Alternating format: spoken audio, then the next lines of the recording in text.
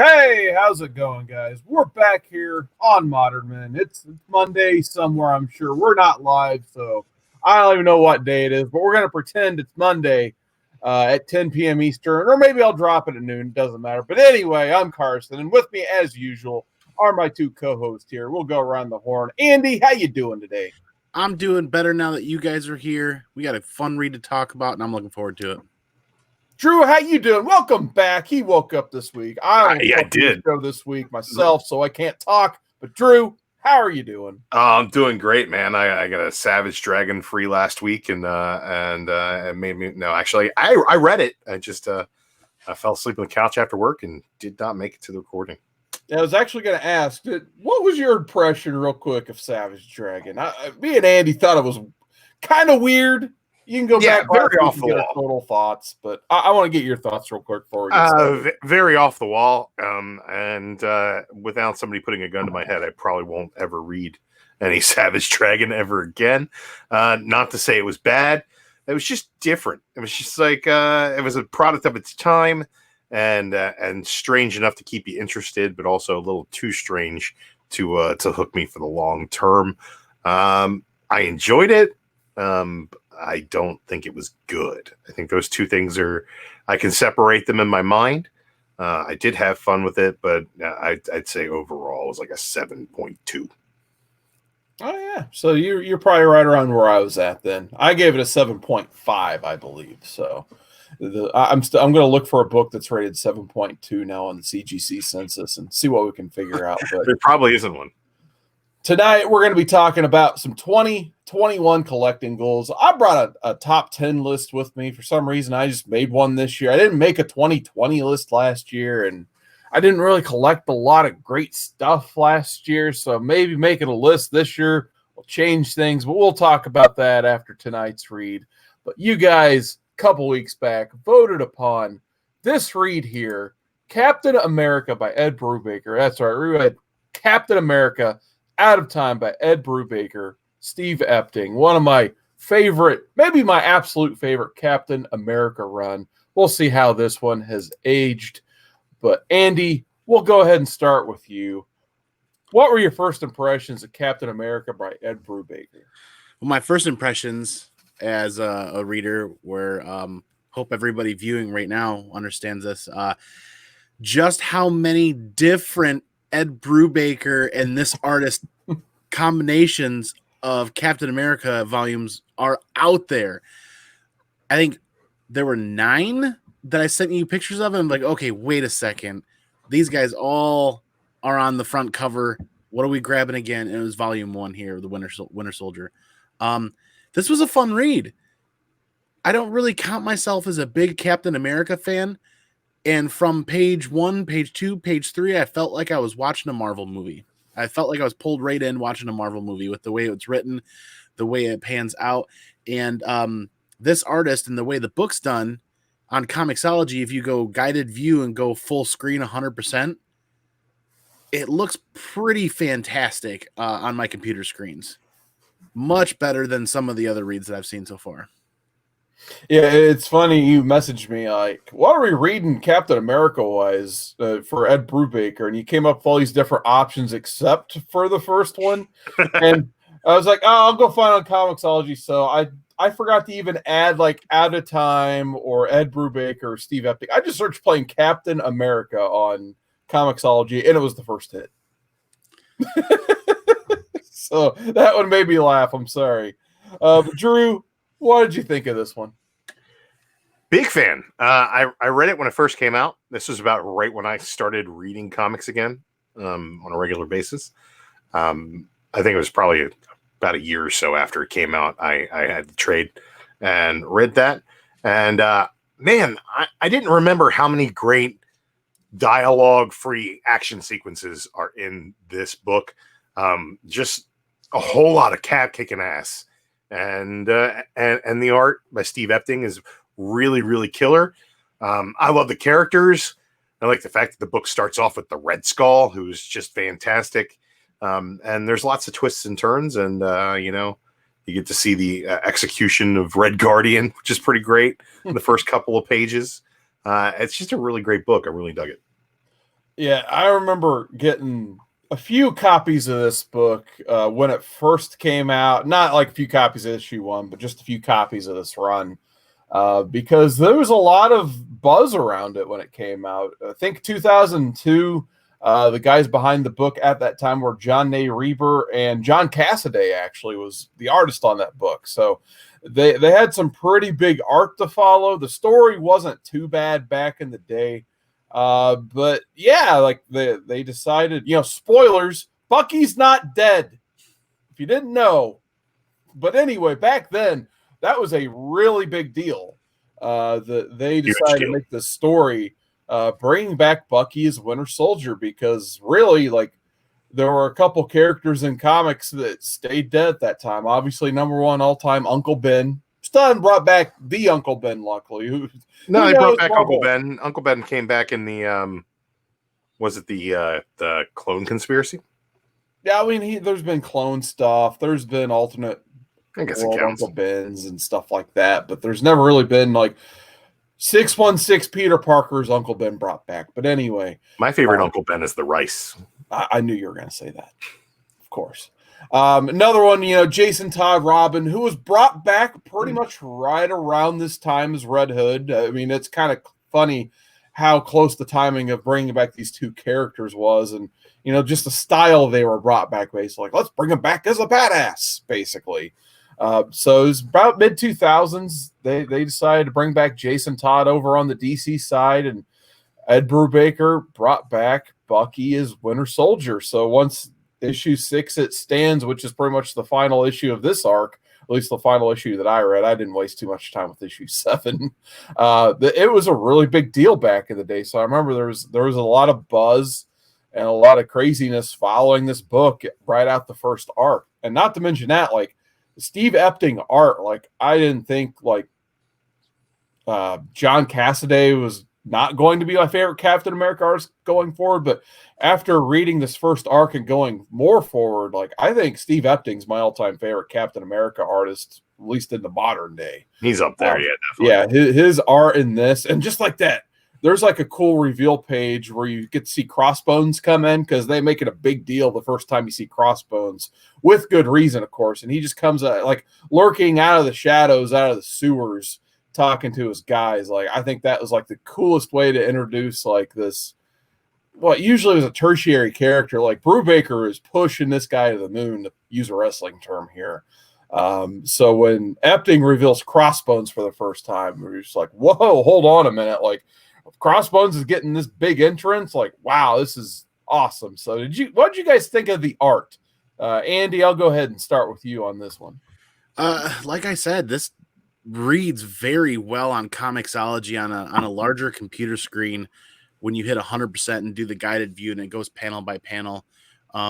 It's not like some indie reads where they have you all over the page and they have a very different flow. Yeah. This has a very standard flow to it. So the pacing was really good, and the flow was really good for Comixology as a digital read. I can imagine this reads extremely well on a iPad.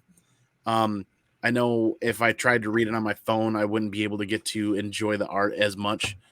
But like you said, man, the art in here was actually kind of surprising, for me at least. And I enjoyed it a lot. And I think digital was a very good way to read this. I think actually I probably would not have enjoyed it as much if I had the trade. Interesting. What about you, Drew? I think that, excuse me, Epting's layouts are not anything to write home about. I think it's very classic, straightforward storytelling. But I think that, like, the line work is just impeccable. The use of shadow is really good as well. I think that all of the facial expressions really ring true to bring out the emotion in the characters. And I think that even like the black and white flashback parts have like a different feel to them than all of the present day stuff. I would say it's not really unique in any way. I don't think that the level of difficulties are really super high. I don't think it's like super detailed, but it's just executed really, really well. And yeah, probably my favorite Captain America artist would be Steve Epting. I think that it mixes really well, I think, with like the Jesus Saez stuff that he did during Nick Spencer's run. I'm a real big fan of that art style as well, but I think Epting definitely takes the cake as far as Cap artists go. And man, these covers are amazing as well. I just didn't expect going back to reread it for it to be kind of as simple as it is, but also as stunning at the same time. Yeah, it seems like that's. I don't know if Ed Brubaker is the guy who gets a chance to pick all of his artists, especially early on here, but I feel like he has that knack for picking that type of artist who doesn't necessarily like steal the show or like go above and beyond and have all these crazy layouts and panels, but yet, like you said, it has stunning art. Doesn't really take away the story, but enhances it. It just has like this dark grittiness to it as well. Because later on, like the fill-in artist on this run is Mike Perkins, and holy crap, like that's probably like the best fill-in artist you're gonna get for Steve Epting style. Like I would say, like the best seamless like secondary artist transition. It just reminds me of how like Dan Jurgens would transition to Tom Grummett back in the day on the Superman titles. Like obviously, kind of hard to tell when you got to fill an artist, and that's the best way to do it. Yeah, exactly. Yeah, so what issues did he fill in for? I think it was closer to the teens, starting in like 14, 15. It wasn't in this arc, but you see it a little later down the line. I know it eventually becomes just Mike Perkins as the series artist. And like you don't even really notice that transition. It's around issue 25 where the big post-Civil War twist happens.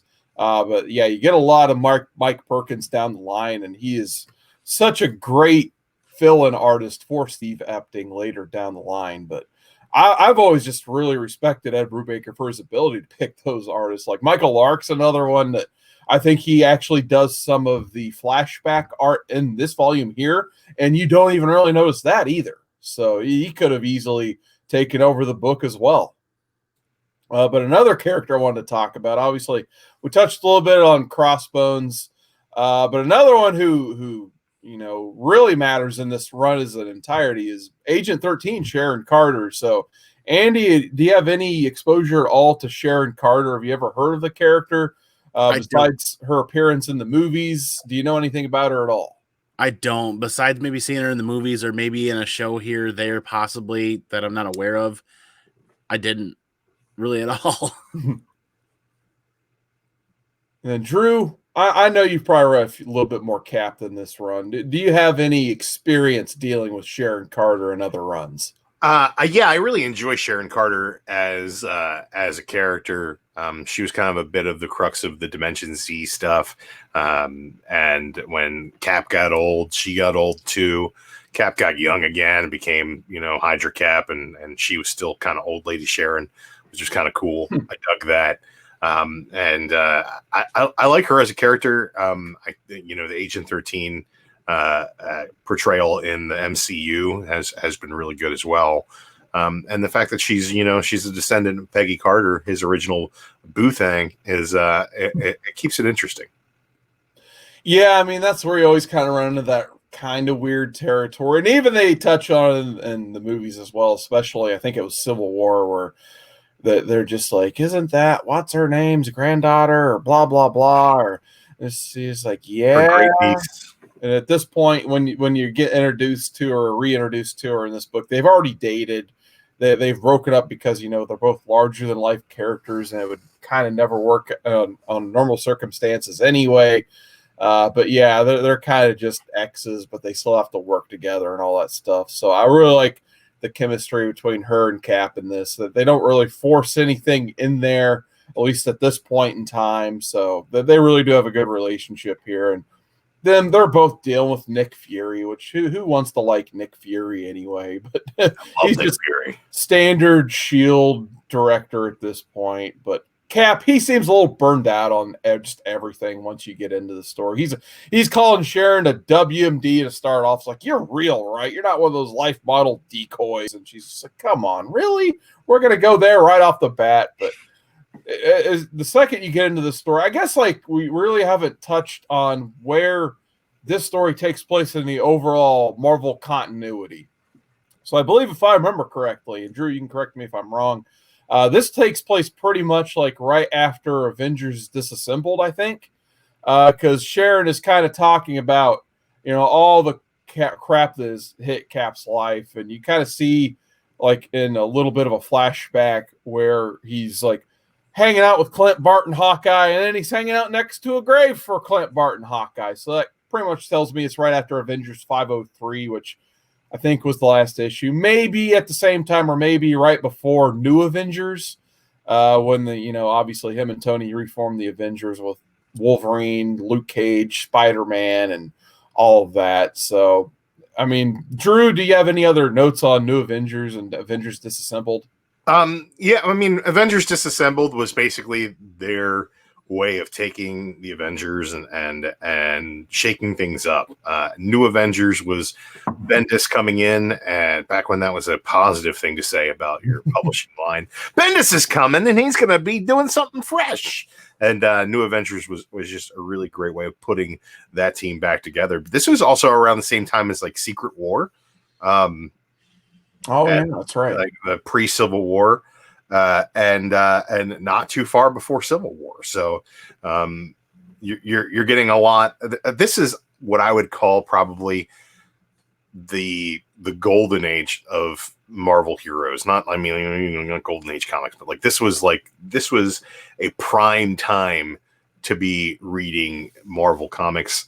I think that leading into those big events, really shaking things up and turning continuity on its head a little bit during Civil War. This is right before that, so you're getting all the great meat out of these characters that I really love this time in Marvel. Yeah, they're definitely working on handing the reins of overall Marvel continuity to Bendis and Mark Millar. They saw their success, I think, over on the Ultimate side. Like, well, we need to translate that to our actual characters, basically, the 616. So all of a sudden you have Bendis crafting his big storyline, House of M, and then right after that you're going to have Mark Millar craft his story going into Civil War, which, if you keep reading the Captain America run past the point we're talking about tonight, you get to see all of that get tied in. I believe it's by Cap issue 10. You get that one shot from House of M where you get old man Cap. He didn't get frozen in the ice cap, and he's just an old guy in New York, basically. And you get to see a day in the life of Captain America and how he got to be not in House of M, basically, because they go to recruit him, see an old man, they just skip over him. He's not even in House of M because he's just an old guy. And then 10 issues later, you get the Civil War stuff, which is really good. It's probably must read for Civil War tie-ins as the Captain America run. So, yeah, it's just interesting to see all of the overall developments on the Marvel side. But, yeah, I guess we can get into the story a little bit here, especially the issue 1, I think, is really good because you get to see mostly Red Skull's, perspective in issue 1. He's got the Cosmic Cube. You just get the thought bubbles in his head about how he's going to use the Cosmic Cube to really ruin Captain America's day, basically. He flies to New York. He gets himself a nice view of New York City so he can see it basically get wreaked havoc to the ground and all that stuff using the Cosmic Cube. He's got to do it to other cities, but he wants to make sure he is in New York City to make sure he sees the look on Cap's face, basically. It's his favorite city on Earth falls to the ground, to his knees, basically. So what did you think of Red Skull, Andy? I think this is a great portrayal of this character. Villainous, dark, calculating, and for him to be right there with the greatest view possible, sipping on a beverage, just seemed very fitting. I don't know a whole ton about Red Skull, but this was pretty awesome. And the cube there, he's watching over the cube. It plays a bigger role that I still have some questions about as we get further in. What about you, Drew? You like the Red Skull? I love the Red Skull. I think the Red Skull is absolutely fantastic in this. He's a little underserved, seeing as he eats a bullet quite quickly. And by the time you get to the second issue, he's only there in flashbacks.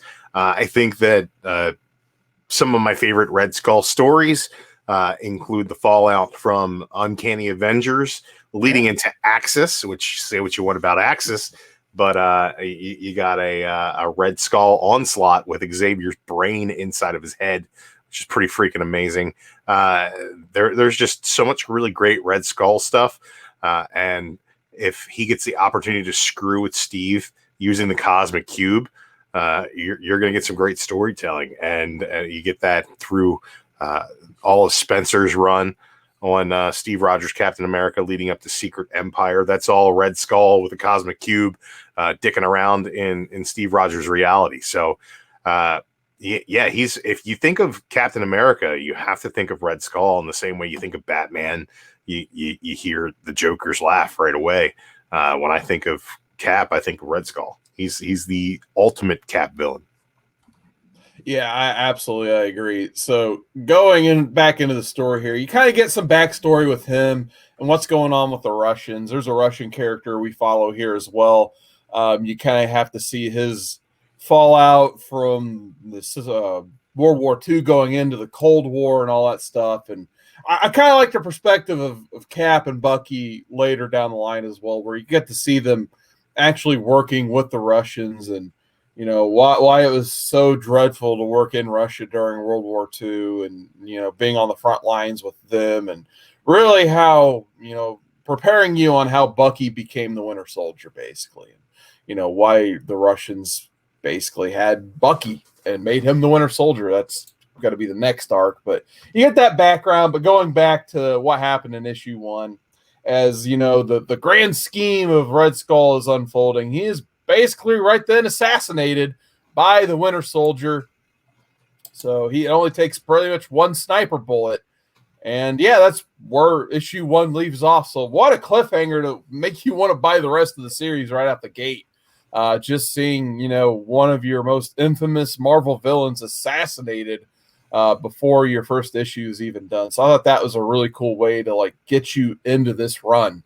But as you go on, you kind of find out in a previous storyline that the Red Skull, his body was a clone of Captain America.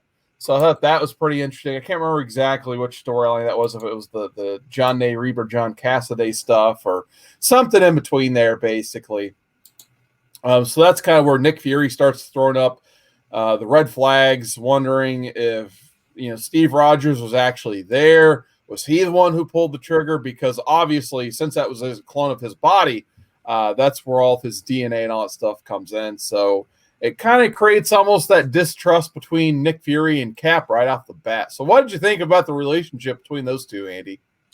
Well, just like Captain America, going one step backwards here, I didn't think Red Skull was dead either to begin with. Right. Like reading that right along, Steve, he's sitting there. He's like, well, this just isn't par for the course with the Red Skull, right? This can't be how it's going to happen.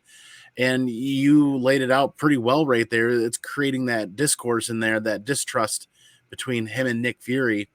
Because Nick's hiding a lot from him in this read, actually. I was quite surprised about that.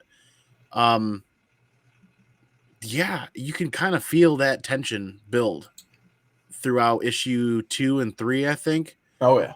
And I think 4 and 5, it starts to come to a boiling point.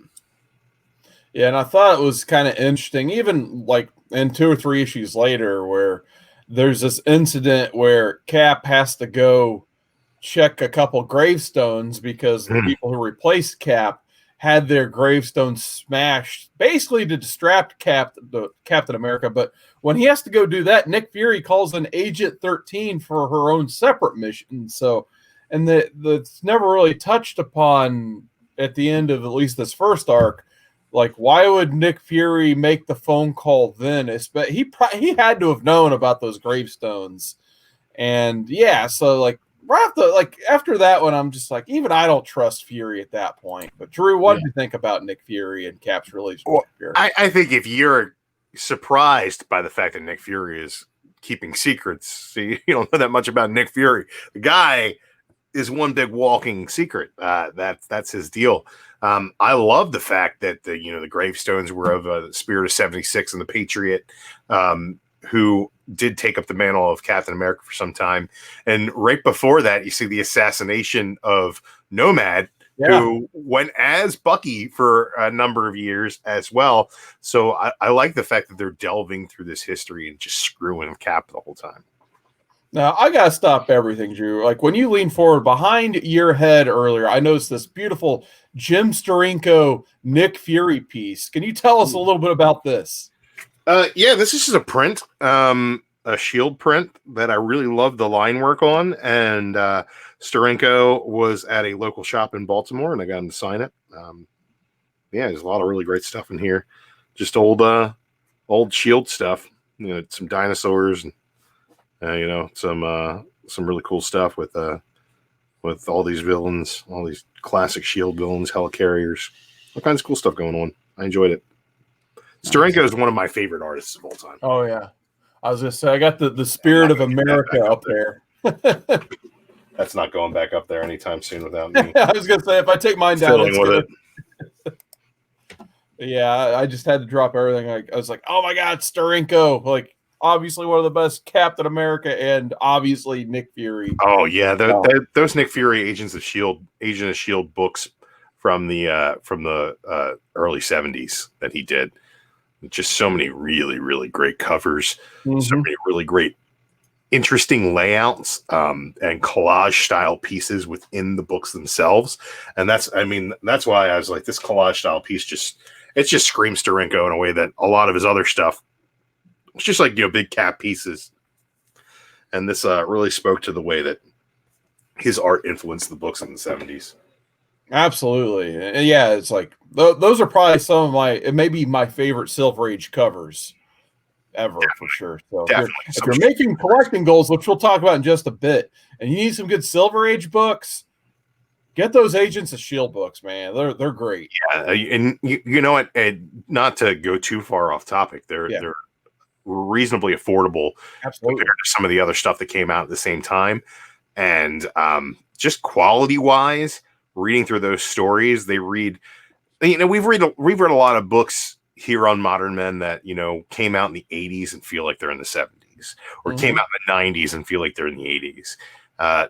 These Shield books came out in the early 70s and feel like they came out in the 90s because there's just such a modern sensibility to the way that those books read, and just you know, spy thrillers. They're just kind of timeless in a way, but. Just the layouts are all really magnificent, and Steranko has a way of playing with your expectations through his art as he tells the story, which is something that happens a lot more these days. But you think of back then, it was like it's 6-panel layouts or whatever. It wasn't really as experimental. Yeah, absolutely. Could have put it better myself. But yeah, to rein it back into this story, as you keep going, like Sharon Carter gets engaged on her mission, which doesn't go back that long, is not that successful because she pretty much gets captured by Winter Soldier like almost instantly. So, you know, kind of just to conclude the story here, you know, Cap obviously he's back. I mean, he's just causing chaos the whole time too, really. Like Nick Fury even kind of has to tell him after a minute, like, hey, on your next mission, try not to make the local news, please. And like that's probably my favorite line when Sharon Carter has to tell him that. But eventually, they kind of have to break the news to him, like, "Hey, we found out who killed Red Skull, and it was your old pal Bucky, who Nick Fury didn't want to tell you because it's obviously going to ruin everything." So, a great way to end the arc is when you have that reveal that like. This guy who's been causing all this chaos was Bucky. He's been turned into the Winter Soldier. So that's why I love Ed Brubaker's way of storytelling. Like this reminds me, like, and it's kind of funny when this ran. I think it's such a good parallel to the Jeff Johns Green Lantern run going on at DC because really you had Jeff Johns over at DC reinventing this character for the 2000s going into the 2010s. And then you had over here on the Marvel side, Ed Brubaker kind of retweaking and reinventing Captain America and all of his characters going into the 2010s and, you know, really putting his stamp on this character and making his long run. So it's just kind of funny how both those runs kind of started kind of close to the same time. And was probably my two favorite reads in the mid 2000s for each company respectively. So I guess since, we're about the halfway point of the show, we can go into some final thoughts and scores here. Go ahead, Andy. You look like you got something to say. I gotta know, is Cap really PTSDing, or is it the Cosmic Cube messing with him? Like they touch bases a little bit on the Cosmic Cube and him being in that area of it, causing him to have these memories and flashbacks. Or is this just like Dru said, when the Avengers broke up and Captain's down and out right now and his whole world is kind of falling on top of him, is he literally just like falling in on himself, or is it the Cosmic Cube that's affecting him during this story? Honestly, and Dru, once again, you can correct me if I'm wrong, because it's been like over a decade since I've read this run. I think it turns out to be a little bit of both. Yeah, you're right. Because if you notice, and like once you get into the later flashbacks, there's one constant in those flashbacks that you don't even see this character yet, but obviously you're going to get to know him, and that's Zemo. Yeah, so they did this whole Zemo flashbacks portion in issue 5, I think at the end of 5, or maybe at the beginning of 6. It's the end of 4, I believe. End of 4. Well, it felt like nothing really came of that. So I guess I need to continue reading this run to really have some of those questions answered. Yes and no. I think that the Zemo stuff is just more of his memories kind of messing with him. But again, it's also the Cosmic Cube as well. So you're looking at yes, it is PTSD. Yes, it is him piecing together all of his history to kind of search his memory to figure out this mystery for himself as well. But at the same time, the Cosmic Cube definitely comes into play. Okay. Yeah, for sure. And like I said, and if you watch especially like those Russo brothers Captain America movies, like you're gonna see so many characters pulled from this run for those movies. Like, what's the dude with like the TV in his stomach and that stuff? I always forget his name. Oh, Arnim Zola. Yeah, Arnim Zola. Like, he's pretty much ripped right out of this run. And he's a big robot with his face on the screen. Yep. So yeah, you get to see Arnim Zola in this run. Basically, based the character, the way he's portrayed here is the way they portrayed him in the movie. Basically, like I said, they reinvented Zemo for the movie, obviously in Civil War.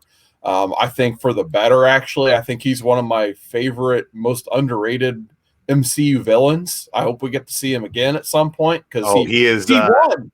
Not only did he win, he got away with it.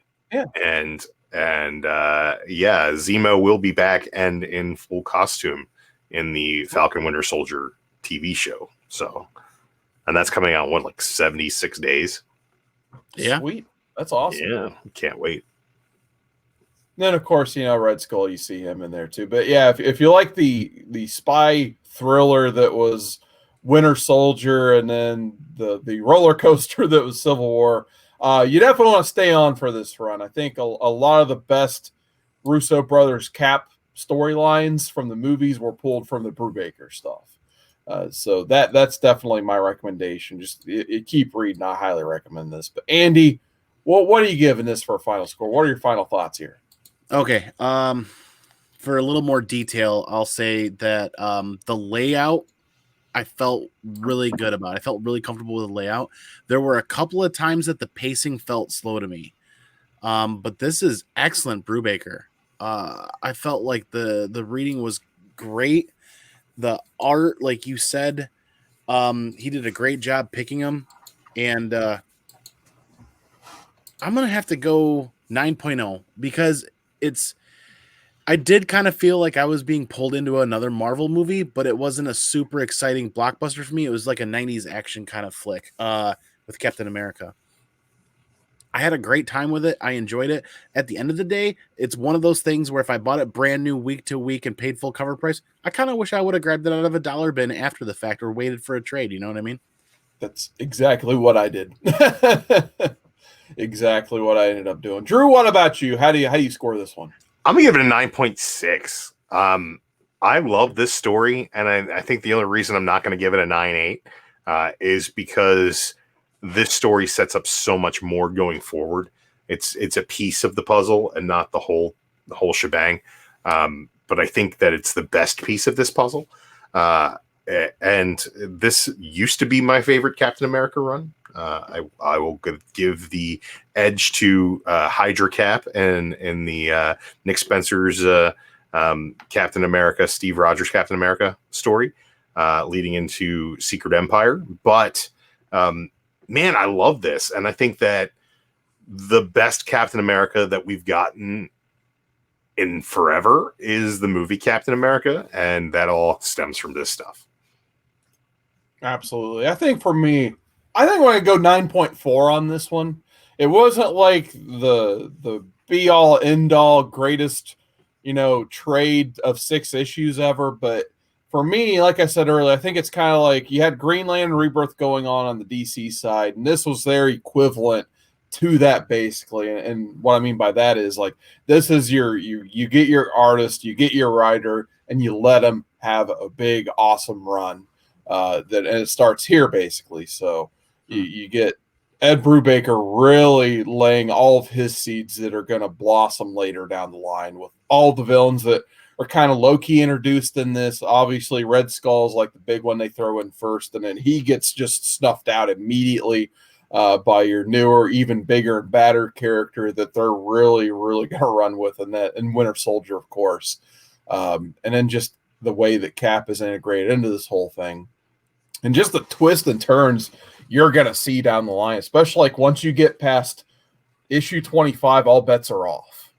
Like it's just, right. It's one of the biggest like plot twists basically in Marvel history. So I definitely recommend at least reading to that point if you guys want to keep reading out there. It's one of the best runs you're going to find. I think the whole run. Oh, go ahead, Andy.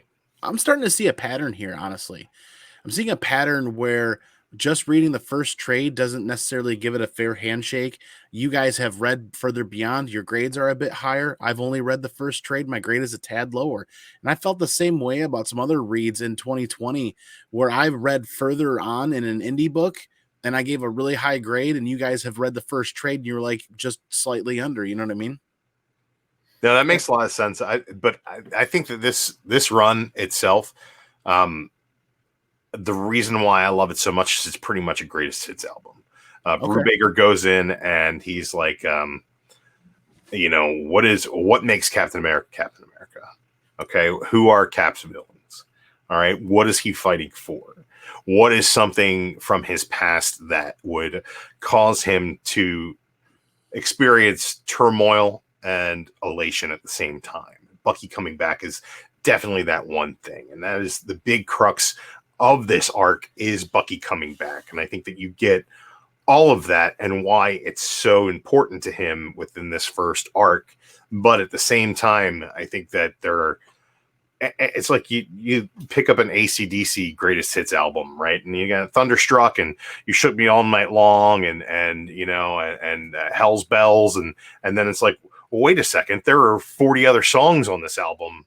I can't just listen to the first 3, so I think that is that's part of what makes this run as a whole so great is that Brubaker has in his head what makes Cap and explores that through different villains, different allies, going into the history, showing you Nomad, showing you the Spirit of 76, going into every little bit of the minutia and drawing it out over this whole arc. I think that, just because the greatest hits album starts off with some of my favorite songs doesn't mean that I'm not going to listen to the whole damn album. Okay. Yeah, and I guess to your point, Andy, that's where a lot of my frustrations as a modern day reader comes in, and like especially like the 2010s and forward, and that's been one of my biggest criticisms of, especially on the DC side, like New 52 and up. It's just like you don't get those like long runs anymore of a writer and an artist just hopping onto a book for dozens of issues. Because like in my opinion, the most rewarding experience as a comic reader is where you get invested into these books for like 30, 40, 50 issues and stuff that was introduced in like issue 5, 10, 15 is paid off in like issue 50, 60, 70 and so on and so forth. So the days of like Bendis and Bagley coming on Ultimate Spider-Man and having a 111 issue run, and this run here, and the Jeff Johns Green Lantern once again. And I'm sure I can mention a bunch of others. Like, I feel like, especially on the DC side, you don't see that anymore. At least, like, Marvel gave us the Dan Slott Spider-Man would be another great one. That's Jason Aaron's Thor. Jason Aaron Thor, exactly. Yes, Right. like a great example. Hickman doing Avengers and New Avengers for X-Men right now, 50 some issues a piece, right? And I think that this was also kind of before they were writing for trades. These definitely have 5 to 6 issue story arcs in them, but I think that you're not expected to pick up 6 issues. You're not expected to pick up issues 13 through 19, and that being one story. It is one side of the story, one chapter of the story. The whole run is a story, and I think that now you've got writers who are brought in like, okay, well, where's your 6-issue arc? Okay, well, you got 3 6-issue arcs. Okay, that's 3 trade paperbacks, and we'll throw another writer on the thing for another 6 issues, give them a 6-issue arc, and if you come back with something else, you can come back and do that. Like, I think now we're writing for trades more than ever. Yeah. Whereas this was kind of right when that started to happen for the most part. And I think that the story itself, if you're just reading 6 issues of the clip, isn't going to be serviced as well as if you sit down and read the whole damn thing. Yeah. And what was I thinking? I think that's why indies right now resonate for me so much more than the big two, because I, growing up in the 80s and 90s and reading long Punisher runs and reading long runs of other characters, you had those artist-writer combos for very long chunks. So you got to see, like, what I like to highlight is I got the same Punisher weekend or month in and month out for a long time when I was a kid. And that resonates for me to my core and plays a big role in my comic book collecting.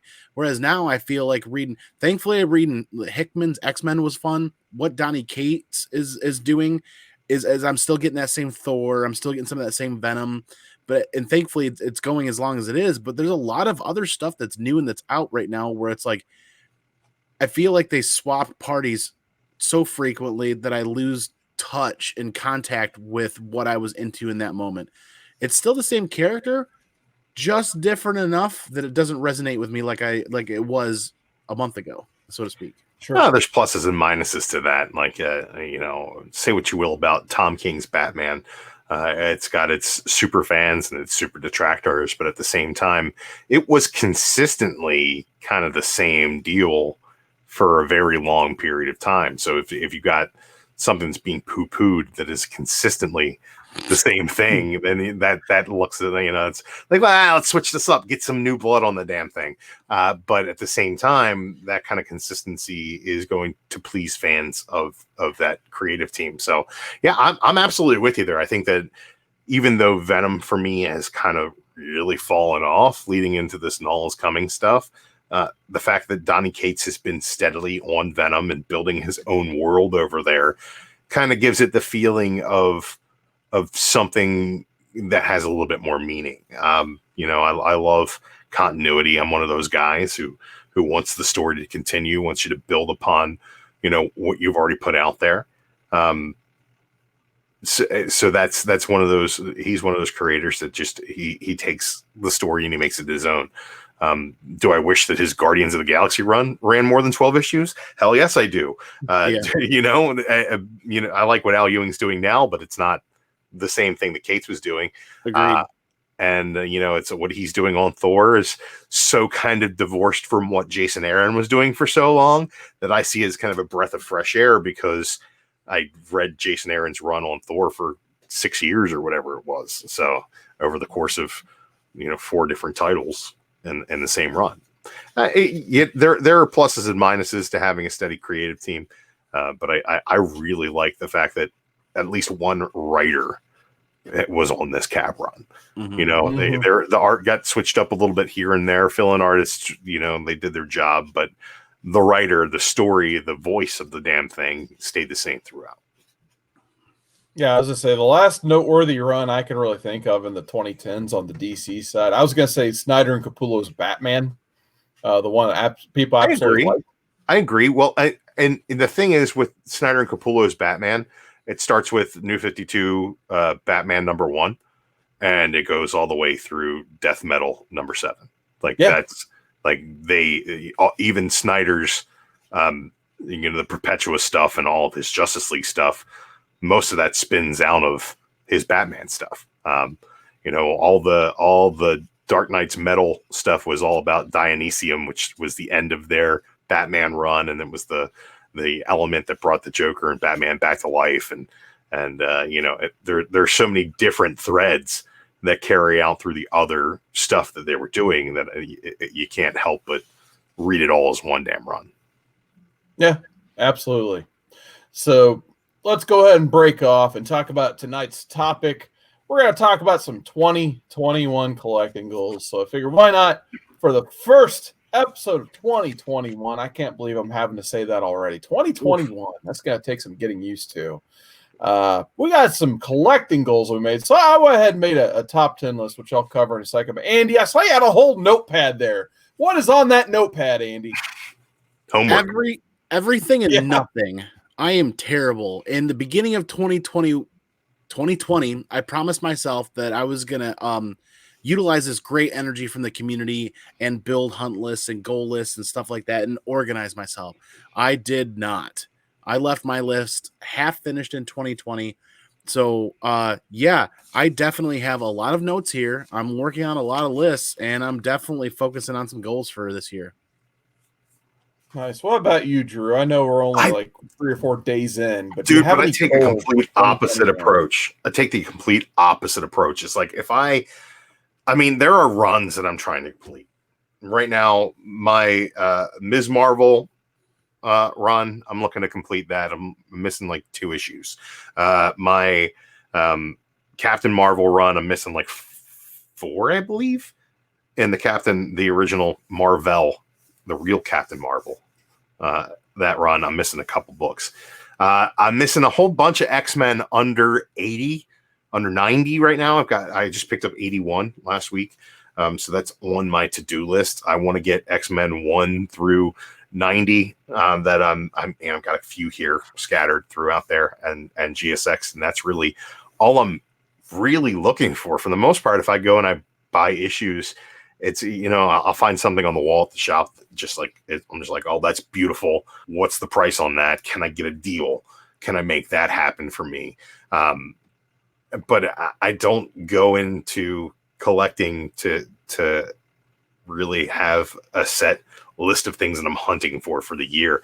I think that finishing that X-Men run will probably be the crux of my collecting for the next decade. I'm looking for older issues in good shape and at a good value. And I'm not necessarily going to buy everything that pops up that's on my list that I want. More so than anything, I think that I'm starting to narrow down what I'm willing to spend money on. And I think that is that's going to help me get those runs done. But I'd also like to finish my Avengers run, but I'm not getting number 4 anytime soon. So what's the point in stressing about a 1, a 2, and a 3 if I'm not going to get a number 4 anytime soon? So, those are the kind of things that sit with me. I'm like, I definitely want to pick these books up. But as far as priority, it's the X-Men and Captain Marvel, the priority right now. Interesting. Yeah, because one of my observations last year and even coming into this year is just like, when you've been in the hobby long enough, you start to finally get some of your goal books and here and there. And eventually you kind of get that list of books that you want, but are pretty much going to be impossible to get.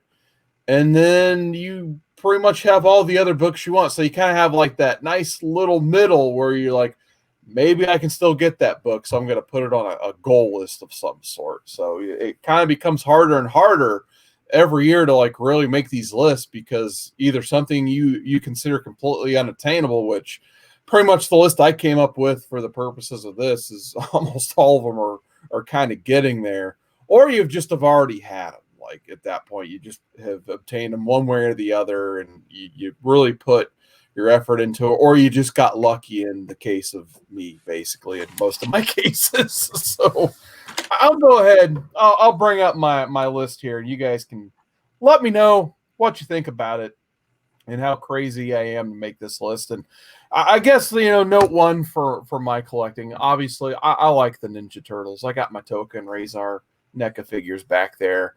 And I only put one book on my list because based on what was going on last year with Ninja Turtles collecting, this is probably going to be the absolute worst year ever to collect for Ninja Turtles. Yeah, it's not going to get better. So it's not getting better. It just get worse way before it gets better. Exactly. It just keeps getting more Michael insane. Bay to put out another shitty Turtles movie so people start moving on. Yeah, let's go, Michael Bay. Let's get Turtles 3 out there, bud. Come on, man. Give me some more aliens. Can we get a Michael Bay Turtles movie in feudal Japan? That'd be great. Ooh. Oh, yeah, that would be great. I want to see a 4.0 stinker of a movie. Let's go. So, yeah, that being said, like, I didn't load up my top 10 list with Turtles books, even though some of my favorite books to collect are obviously the Turtles stuff. Like, anytime you can get those key Turtles books, like, that's a big deal to me, obviously. So, the only one I put on my list was TMNT issue 4, the second print. Which has the NES video game cover. I would love to get that, but once again, that one, it just keeps going up. It's a 3-figure book for some reason. It didn't used to be, but now it is. It's just like I could have put, I think, the issue 7 second print on my list. That's the one with like Krang on there. That's basically a 3-figure book almost now, and I don't know why. It's not really a first appearance. The cover isn't as good as issue 4, in my opinion. But I mean, the only other books I have to get still prior to issue 4 is all the issue 1 reprints and the original, obviously. And those are way too hot right now to collect. Let's be honest. And they're just going to keep going up. I mean, the first print is out of reach. Second print's out of reach. Third print, thought about putting that on my list, but that's like encroaching like a $500 minimum. And I'm not paying that. I'm not paying that. And then the fourth and fifth printings are approaching 3-figure territory if they're not already there too. And I don't feel passionately enough about those printings to want to pay more than like $40 a pop for them. I'll be honest, let alone $100. So I settled with the issue 4 second print just because it's the cover I've always wanted. And yeah, it just sucks to be a turtle collector right now when they're paying 3 figures for the Adventures 1. How much longer is it going to be before that the ongoing Adventures is going to be a 3-figure book? I know that's one you're looking at, Andy. Yeah, I've picked up a couple copies of the Volume 2 Adventures because I found them cheap, and now they're not cheap anymore. They're approaching that 3-figure mark. Yep, absolutely. Yeah, I'm glad I got my like 2 fifth prints or whatever they are. So they don't seem to be going that in detail yet, but it probably will be in a couple months. I think you pointed that out to me as well. So my next 4 books I put on here, actually, we'll say 4 books right this second. I put on there because once TV and movie news starts rolling in, which it will inevitably this year, these books are all going to go up. So they're kind of all run fillers for me. The next 2 are Green Lantern ones. So I didn't go full on like Showcase 22. Green Lantern issue 1 because once again, I'm the only way I'm getting those is I get extremely lucky, and I just kept those off the list. So I put on Green Lantern issue 7, First Sinestro. I figure this is going to be the last year that book is semi-attainable, because I think once HBO Max news more than that starts rolling in, we start to see images, trailers, and all that stuff of the HBO show that could go up very high. So I want to try to get a Green Lantern 7 if possible. And then the other one, I should have bought this book a couple years ago. I was too cheap when it was presented to me, and I kicked myself for not buying it. That's Green Lantern 59, First Guy Gardner. I know there's not a lot of Guy Gardner fans out there, which I think keeps the book at that affordable rate. But I got my boy Kyle. I got the Jon Stewart first appearance in a really high grade, which I'm very happy with that book.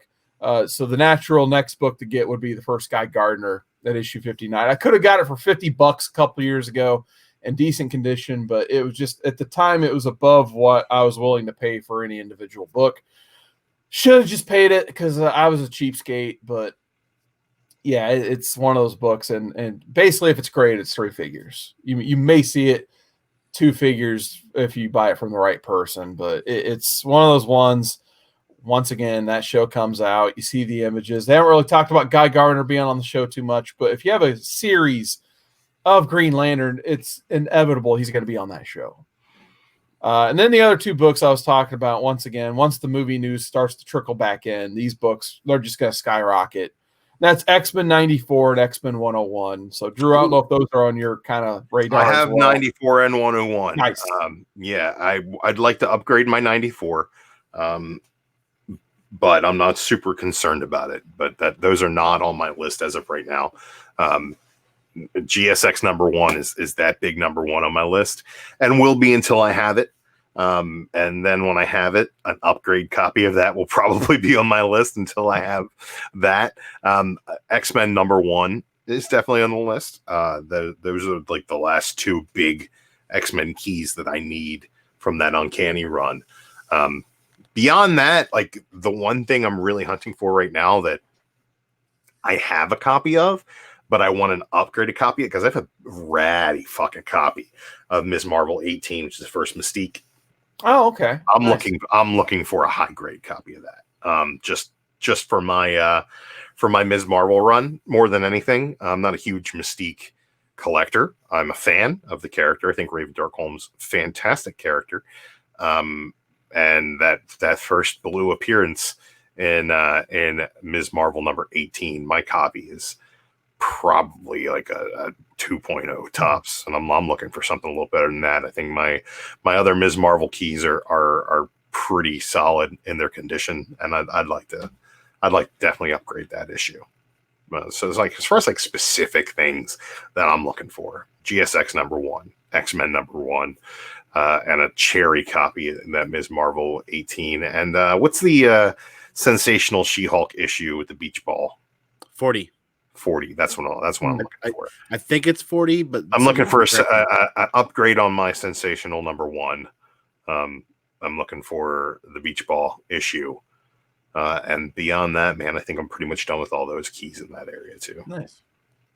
Yeah, if I get 94 and 101, I should have 0 issues completing the Claremont run at that point. I have pretty much every key past 94 and 101.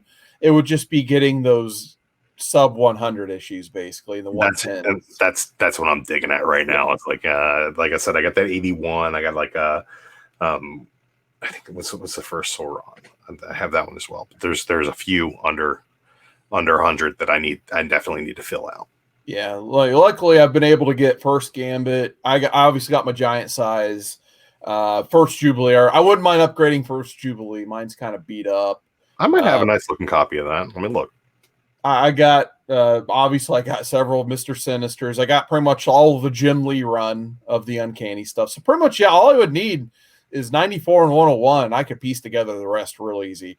Another one I need probably, and I'm kind of hoping it cools down because there's not a lot of cable news out there. Is New Mutants 87. It's kind of the same story. I don't have a good looking copy of that either. I don't have the first print. I have the second print. I pretty much have that entire New Mutants run, including first Deadpool in decent condition, all the Legion stuff. I sold my 98 stuff as soon as I don't blame you. I found mine in a dollar bin and I sold it for a ridiculous amount of money when I sold it, and I have not rebought another copy of it. But yeah. I'm not spending over $200 on it. Probably like me in this book right now. You and your 20-cent first. Yeah. I was just like, do I keep this thing or do I just sell it while the iron's hot? Like, I don't really care about the Batman Who Laughs, but I think that iron's starting to cool down. So I know it's probably the better. Slightly wrong time. Like if I had it like 6 months ago.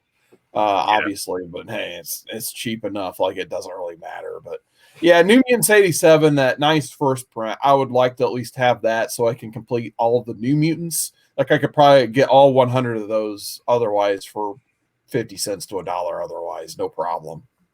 I think the only New Mutants issues that I don't have right now are the first print of 97 and 98. Oh, okay. I don't have 98 because I sold it, and that I've got the reprint of the first Cable. My next book, and I wouldn't mind getting it because this property is just ice cold. I love the run though, and I think it might be like technically the only modern I put on this list. Looking at my list, Runaways #1. Oh yeah, no one really cared about the show. I thought it was a decent enough show until it was all right. I didn't get into season 3. I'll be honest, but I really enjoyed season 1. Season 2 wasn't too bad, but for whatever reason, people really just stopped caring about the Runaways. And I think the best evidence of that was our previous poll. Like, it had 2 votes basically. So, yeah, Andy was one of the votes. Yeah. So I think it's a good time to try to get the Runaways again. No, not too many people are looking at it. I wouldn't mind having that, just because not only do I really like Runaways, I still need to get all those Brian K. Vaughan #1s. I got a pretty good streak of them. And I think Runaways #1 is essential to any Brian K. Vaughan collection. So I definitely need that. Probably the most unattainable book on the whole list, maybe besides the last 2. I decided to throw House of Secrets 92 on here to see what would happen. Because, like I said, Swamp Thing, not a lot of people, Knowing your karma, you'll find it for 20 cents. Oh my God, I wish. I wish. But I decided to throw that on there just because, all the goofy stuff that happened with that show. It was a phenomenal show. Drew, I know you have your opinions on it. You put. I thought that the first three episodes were fantastic, and it definitely lost steam when it lost budget. But I think that I really enjoyed that show from the beginning to the end of it. I just think that the budgetary cuts are very, very noticeable. And there's like a line in the sand on that show. You're like, wait a second, when did all that creepy vine growing effect stop? Oh, in episode 4 when they ran out of fucking money.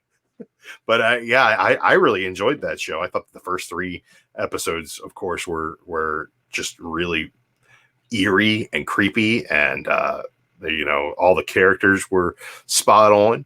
But the knowledge about what happened to that show, it's sad considering how many other shows are greenlit, and it amazes me that somehow Stargirl is cheaper to produce than that Swamp Thing show was.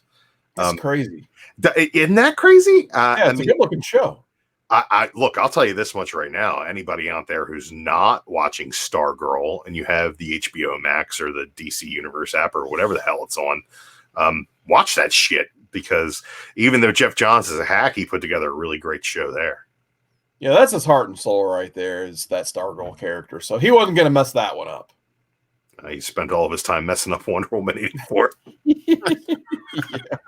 Oh, less said about that, the better. But my last 2 books, these may technically be the most unattainable, because I would like a Golden Age Batman book and a Golden Age Superman book under issue 100.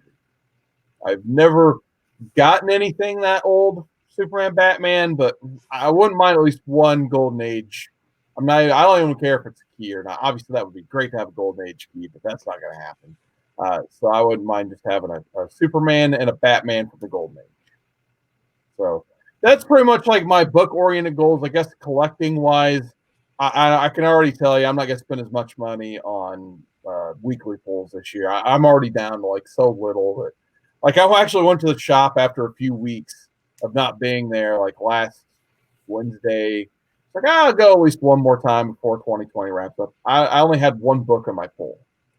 Like, I was just like, well, that's it? Oh, okay. And I even looked around the shop like, well, maybe I'll get something else. And I just couldn't even find anything I wanted to pick up. So I think I'm going to end up spending a lot less money. I might end up weeding out my personal collection here just because it's getting harder to cram those books in there, and I don't want that future spine roll. So I may do a collection purge again this year like I did a couple years ago, but I just absorbed like all of my stuff I was selling at $1 at my parents' antique shop. So now I have this long box of stuff I need to pretty much flip for $1. So I may end up selling again this year.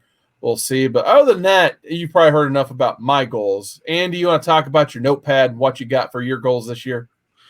Oh my, like I said, 2020 was a very unorganized year for me. So I was pretty much squirrel, wherever I felt like it was part of my goals list or I wanted to do it, my attention was getting diverted there. So for 2021, I'm going to do a multi-pronged approach / attack where I'm actually going to be organized about this. And to start, I'm definitely cutting back on my pull list majorly. There have been many, many weeks in 2020 where I've spent more than $100 on a weekly pull list, and I had no reason to, but it's because I wanted to read everything. Well, I found myself in a position where I've got 2 folding tables down here in my office full of books that I still haven't read yet from 2020. I've got a major DC stack of books to get caught up on, and I've got a pretty decent stack of Marvel books to catch up on. So what I'm going to do is cut back on my pull list majorly. Because of that, that's going to help me achieve another goal of mine, which is organizing my physical collection down here. Is all of my hardcovers, all of my trades, all of my non-floppy copy books are all laying on the floor over here. He said floppy copy. I did. That's There's nowhere to put any of these books. So organizing is goal number 2. Goal number 3 is I need to set myself up an area around here specifically for hardcovers, trades, and omnibuses. Because you guys are really steering me towards that direction of grabbing some of these. Gideon Falls just finished. I'm expecting an epic omni or hardcover release from them for that. That's going to need an appropriate bookshelf to carry the weight of that story. So I want to set up an area for that. I've got a few other things, some like I want to achieve a birthday comic book here soon at some point. It's mainly about cutting back, organizing, and then staging and setting up and giving everything a home to propel myself into 2021, because I've been working on a hunt list, a specific book hunt list, and it is not for the faint of heart. And the reason why I'm going above and beyond is because I realize that if I don't complete it, I could just push it into 2022 to some extent. But there are a lot of major blue chip 9.8 modern books on there that I really want to achieve. And the only way to do that is to cut back on my new comic book day pulls and get better at selling books. Those books that I bought in 2018 and 2019 that I had fun reading but don't belong in my PC, I need to find people that are willing to pay a little undercover price to get a once read, well-kept copy of some of those really good series that people are speculating on. I don't sell books. I need to get better at that. So that's another goal as well. Do you have any grading goals? Are you planning on sending a big thing to CGC again anytime soon? Yeah, I've got a stack of CGC slabs that I want to do a CPR on, the crack press and resubmit. There's some Boba Fett first appearances that I have that I know can do a little bit better, and that book blew up this tail end of 2020. Yeah, it sure did. I'm gonna do at least 3 I'm gonna try to do 1 a quarter, 1 CGC submission a quarter. And then on top of that, maybe do some cleaning, pressing, resubmitting stuff with Geek Aficionado and a couple of other people in the community on books that I know. Like 2020 was a year for some amazing deals the first 2 quarters, and I got some books way cheaper than I feel like I should have online on some auctions. And some of those books are primed and ready for being cracked and pressed and resubmitted for a bump. Nice. So I guess we can get to some final thoughts here. So Drew, any final thoughts on collecting goals in 2021? I think Andy pretty much hit the nail on the head on a lot of my thoughts. Is that I'm going to be cutting back on my pools a lot. I think the majority of my collecting, to be honest, comes from reading new books. And it's more about the stories than it is anything else, which leaves me with long box after long box after long box of things that I'm willing to get rid of for $1 a piece. So I think we're going to have to get together and do a good old Comic-Core yard sale at some point. I'll get together with you guys, but I know for a fact that I might get in trouble for this because I got this book early, but this is the last new DC Comics book that I'm going to be buying for quite some time. That's the perfect jumping off point for the universe. That's my review for it. Read it, love it. buy as many copies as you want, and then realize that you don't need Future State or whatever the hell's coming out in March because it's all been crap for so long. I think that'll give me the opportunity to focus on maybe trying some new independent stories along the way. I know there are really only 2 universes that I'm going to be collecting as like a completionist right now, and that's the X-Men universe and the Black Hammer universe. Okay. I think that there are a couple Marvel books that I'm going to stay on. I dropped Spider-Man, so the ASM is not on my pool list anymore. I think there are a few little quirky things here and there that I'm going to stick with, but for the most part, it's going to be X-Men stuff and the Black Hammer universe, and then whatever suits my fancy, I can then have some room in the budget to buy some other stuff. I know I'm a big figure collector. I made a deal with myself that I will not be buying every wave of Marvel Legends that releases. I would like to say I'm sticking to strictly the X-Men stuff, but I did just order the MODOK deluxe figure because it's a fucking MODOK deluxe figure. I mean, how can I not buy that?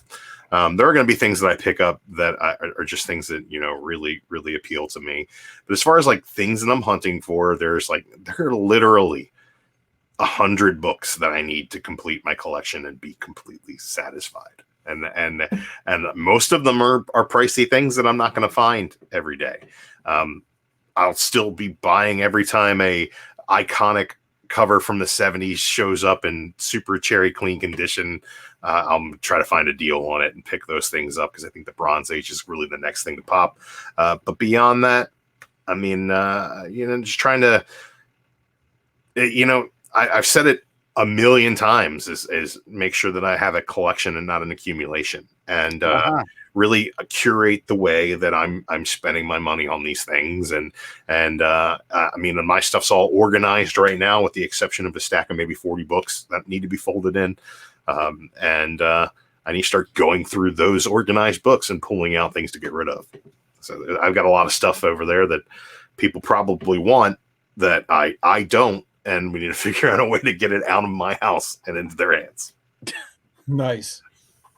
Yeah, I think for me, like, and Drew, I think you put it perfectly. It's like DC, I don't like, that's my favorite company typically, but I don't know what they're doing over there, and I'm just not into anything they're doing right now. So I'm probably just going to use this time to not read the books I don't care about, and then I'm just going to go keep reading my backlog basically and start to get some of those hardcovers read that I've been sitting on. Like, I still have all of Wicked and Divine. I need to finish that. I have 4 volumes and I'm not even halfway done with that series yet. Yeah. So that's a series I need to read. I know Andy and I, we're going to keep pushing through the Teenage Mutant Ninja Turtles IDW stuff. You guys got to be getting pretty close there, honestly.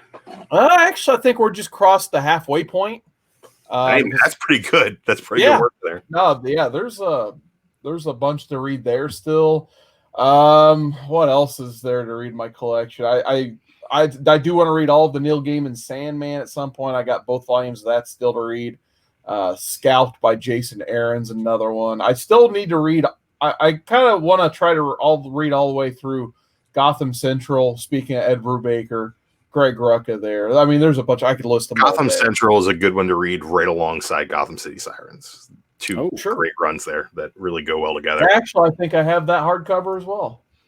Yeah, it's right there, Gotham City Sirens. So yeah, that would probably be on my list to read too. So I think I gotta get rid of some of these trades around here too. So if I do a $1 book sale, maybe I'll do a $5 trade sale. Nice. That sounds good. We'll figure out a day to do that. So Andy, any final thoughts before we sign off?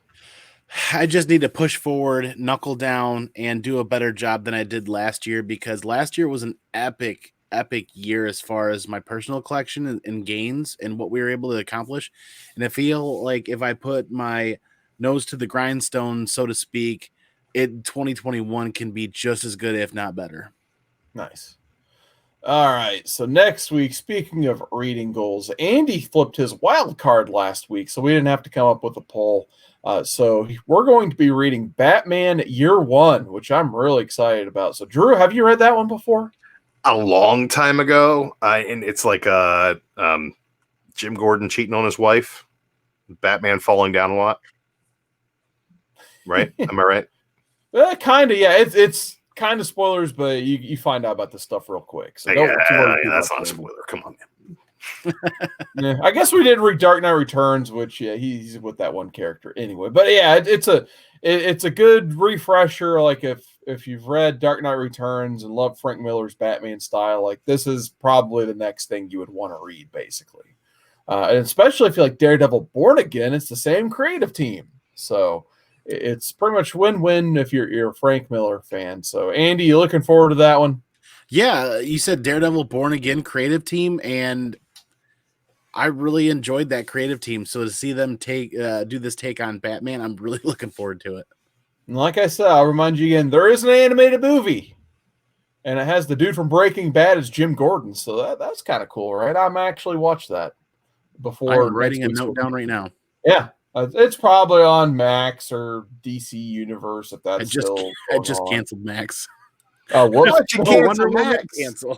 I got Max for the rest of the month. Yeah, Wonder Woman is a good reason to cancel Max. I have Max for the rest of the month. They did just add Batman the Animated Series and Batman Beyond to the HBO Max list this month, though.